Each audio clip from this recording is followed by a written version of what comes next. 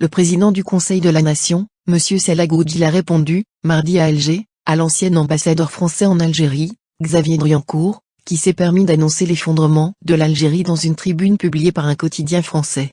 S'exprimant en marge d'une plénière consacrée au vote du projet de loi relatif à la prévention et à la lutte contre le blanchiment d'argent et le financement du terrorisme, M. Goudjil a répondu aux porte-voix des résidus de la colonisation française, notamment aux déclarations faites par l'un de ceux qui ont exercé des responsabilités représentatives et diplomatiques de leur pays en Algérie, affirmant à cet effet que l'Algérie, qui a fait par le passé la distinction entre la colonisation française et le peuple français, fait aujourd'hui la distinction entre les résidus de la colonisation et le peuple français, partant de sa foi ferme et inébranlable. Il a également rappelé aux auteurs de ces déclarations, la lutte et le combat du peuple algérien qui a contribué au cours de sa glorieuse révolution au renversement de six gouvernements des autorités coloniales et à la chute de la 4e République, ajoutant que ces porte-voix de la colonisation sont toujours nostalgiques de leur sinistre passé et tentent désespérément de nous donner des leçons, en remettant en cause les démarches entreprises par l'Algérie.